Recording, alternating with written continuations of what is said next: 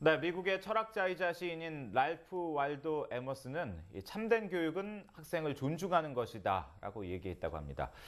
우리나라 교육 현실을 보면 아직 학생들을 위해서 개선할 점이 참 많은 것 같은데요. 네, 오늘은 아이젠하워 펠로십의 장학생으로 우리나라를 방문한 마이클 혼과 함께 한국 교육 시스템의 문제점과 또 개선 방향에 대해서 이야기 나눠보도록 하겠습니다. 안녕하십니까? 어서 오십시오. 안녕하세요. 반갑습니다. 네, 먼저 소개 부탁드리겠습니다. Could you give us a brief introduction of yourself? Sure. So I'm the executive director of the Clayton Christensen Institute, and in Korea on an Eisenhower Fellowship to study the Korean education system and help introduce innovation to transform the Korean schools into more student-centered ones, where the students still really excel, but they're also much happier than they are today. 네, 우선 마이클 혼 그 본부장님은 이제 크리스천슨 인스티튜트라는 교육기관의 본부장이시고요. 네. 지금 한국의 아이젠하워 펠로십 프로그램을 통해서 방문하셨습니다. 그래서 한국의 교육 시스템을 배우고 한국의 학교를 학생들의 학업 능력 향상 그리고 또 학생들이 즐거울 수 있는 학생 중심의 학교를 이제 만들 수 있도록 이제 하기 위해서 네. 방문하셨습니다. 예, 이제 교육과 관련된 그런 일을 미국에서 하고 계시는데 그렇다면 한국에는 어떤 이유로 어떤 연유로 오게 되셨습니까? So, what would be your main purpose of your visit to Korea? Yeah, certainly. So I'm trying to help the Korean education system make this transformation. I'm writing a lot right now for Forbes about my stay and my observations, and then trying to meet with various policy officials and people in the schools themselves to help them actually start to move forward in a more positive direction for Korean education. 예, 우선 지금 한국 교육 시스템의 변화를 위해서 지금 네. 포브즈의 그 글을 기재한다는 등 이렇게 많은 노력을 하고 계시고요. 한국의 이제 정책 관리자들이나 교육자들을 만나서 이제 변화되어 있는 방면에 대해서 이제 많은 이제 노력을 하고 있습니다. 네, 예, 앞서 말씀드렸지만 아이젠하워 펠로십 장학생으로 이제 한국을 방문을 하셨는데요. 이 장학생 아이젠하워 펠로십에 대해서 설명 좀 부탁드리겠습니다. Could you give us a brief introduction of the Eisenhower Fellowship Program? Certainly. The Eisenhower Fellowship Program is one whose mission is to promote peace and understanding throughout the world.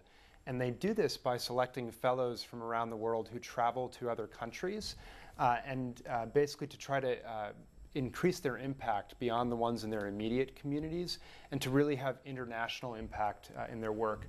Some fellows are political leaders, others are business leaders, still others start NGOs, others work in communications or TV stations, and the Eisenhower Fellowships tries to help them build their impact. 네. 네. 아이젠하워 펠로십은 전 세계의 평화와 이해를 도모하는 프로그램입니다. 그래서 매년 전 세계에서 전문가들을 선발해서 이제 세계를 다니며 자신이 이뤄낸 성과를 다른 나라에도 보여주는 프로그램입니다. 네. 네. 그래서 이를 통해 전문가들은 자신의 영역을 넓히면서 이제 본인들이 사는 사회가 아닌 국제 사회에서 영향력을 보여주는 프로그램입니다.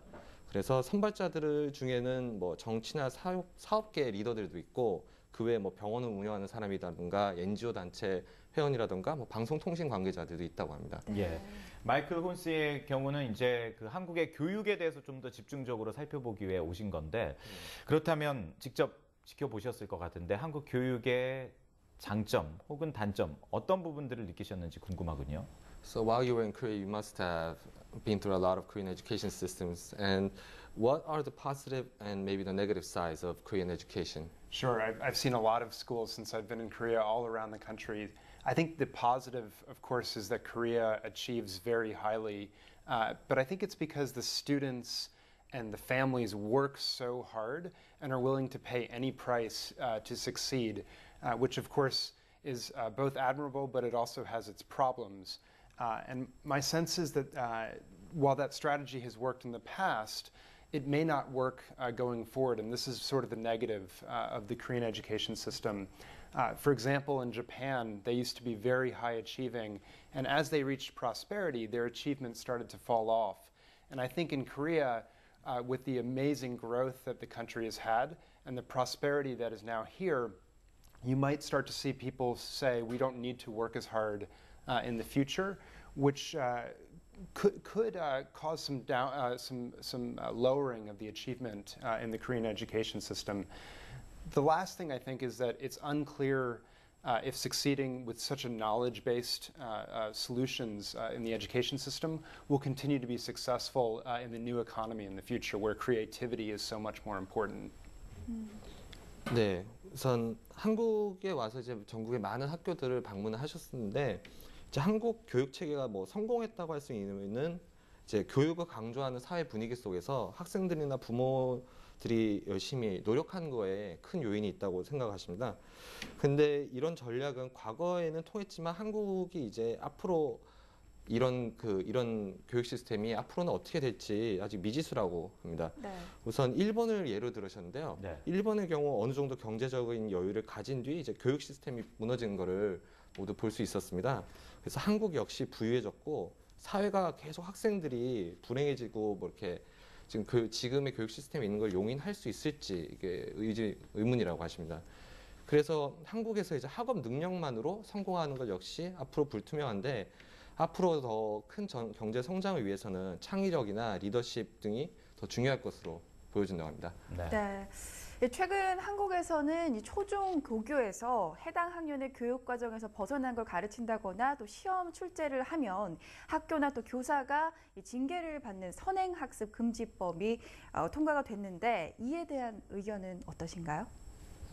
So Michael, you might be aware that in Korea recently, teaching students or giving out tests that are outside of the school curriculum has been legally banned. So could you tell us your opinion on this? Yeah, I think the policy is a mistake. I understand certainly policymakers and others' reason for doing it because of students and parents feel so compelled right now by the competition to pay any price in hagwons or other places to get ahead and study ahead.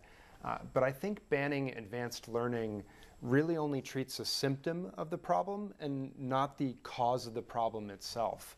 And my sense is that the root causes really are an education system that's not very efficient and it's not student-centered. And having one test that's just given at one time at the end of high school puts so much pressure on students that it creates lots of unintended effects.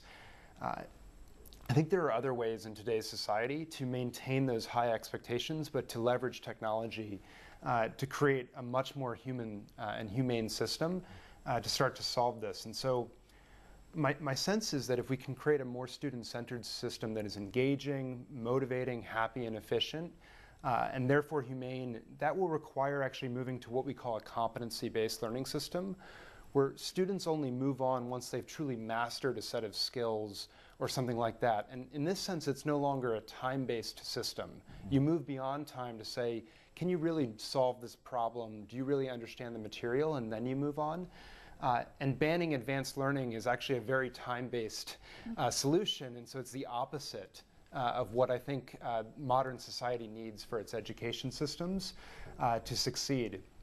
So I think really it actually holds Korea back from the future. Finally, I think it also limits the top students in many ways, the most gifted students in Korea. And I think what we've seen in the United States is that not paying attention to your top students actually has consequences because some of the best innovations will come from the most gifted students, and we should be encouraging them to excel and to succeed. 네, 우선 잘못된 제도라고 생각한답니다. 그래서 정책 결정권자들이나 이제 교육부 관계자들이 선행 학습이 가져오는 지나친 경쟁이나 사교육비 지출 등 이런 게 불평등한 교육 환경이 조성되는 것을 막고자 이렇게 정책을 세운 거로 생각하는데 네. 선행 학습 금지는 문제의 일부만 해소하지 근본은 고칠 수 없다고 합니다. 그래서 근본적인 문제는 교육 시스템이 효율적이지 못하고 학생 위주로 운영이 되지 않고 예를 들어 1년에 한 번씩 치러지는 시험이 너무나 막대한 영향을 가지고 있어서 학생들의 부담이 된다고 합니다. 그래서 오늘날 같은 경우 기술력이나 기타 다른 여러 가지를 활용해서 높은 기대치를 유지한 채 체계를 좀 더 인도적으로 만들 수 있다고 생각합니다. 예. 그래서 동기부여가 되고 행복하고 또 효율적인 학생 중심의 교육 시스템을 구축하게 되면 그 능력 중심의 교육이 이제 가능하다고 생각합니다. 그래서 능력 중심의 교육은 이 제도는 이제 학생들이 얼마간의 시간이 지나고 나서 진도로 나가는 게 아니라 학생들이 특정 교육 과정을 마치면 다음 진도로 나가는 교육 제도입니다. 그래서 이 같은 경우 선행 제도가 필요하지 않은 겁니다. 그래서 어떤 기간이나 시간을 기반으로 둔 교육 제도는 선행학습을 이제 뭐 선행학습 불가피하게 만든다고 합니다. 그래서 마지막으로 정상에 있는 학생들에게 한계점이나 이렇게 제한을 주는 것이 올바른 제도가 아니라고 생각합니다. 예. 그래서 미국의 경우도 상위 우등생들을 너무 오랜 기간 동안 방치해둔 결과가 있었는데요. 그래서 그런 식으로 가장 우수한 학생들을 제지하면 안 되고 그런 학생들이 이제 그럼 교육계에 대해서 지루해질 뿐이라고 합니다. 네. 그러니까 이제 그 교육적으로 드러나는 현상을 해결하는 게 아니라 근본적인 문제를 해결을 해야 된다. 이런 취지로 얘기를 해주신 것 같은데 그렇다면 학생 중심의 교육이 진행되려면 구체적으로 어떤 방법들이 필요할까요? So in your opinion, what may be the ways to provide a student-centered education system? Yeah, I think the key to providing a student-centered education system will be through what we call blended learning, basically harnessing online learning or e-learning to personalize education for every single student in the way that they learn best, and freeing up teachers to focus much more on deep projects and discussion with students and things that teachers want to do but don't have time for today. I think also it will free teachers up to mentor students and to tutor them one-on-one and things of this nature. Teachers really shouldn't be spending time lesson planning for a group of students who are all at different places and then lecturing to them. That's not a great use of face-to-face time. 네, 학생 중심의 교육이 진행되기 위해서는 온라인 교육을 활성화시키거나 하는 등 융합 교육을 통해서 학생들의 맞춤형 교육을 실행하는 겁니다. 그래서 교사들 역시 좀 더 자유롭게 학생들과 다양한 프로젝트나 뭐 토론도 하고 시간을 내서 학생들의 멘토나 뭐 과외 선생님 역할까지 도맡아 할 수 있어야 된다고 합니다. 그래서 교사들이 뭐 수업안을 작성해가지고 그거를 별로 아무에게도 맞지도 않은 강의 준비를 하는 것은 시간 낭비라고 생각합니다. 네. 그래서 이제 발전을 위해서 이제 과학기술을 활용한 뭐 융합 교육이 중요하다고 생각하십니다. 네. 네. 네, 마이클 씨 오늘 말씀하신 것처럼 우리나라 교육 시스템이 학생 중심으로 개선이 되는데 좀 도움이 됐으면 좋겠습니다. 오늘 말씀 감사합니다. 감사합니다. 네, 고맙습니다. 감사합니다.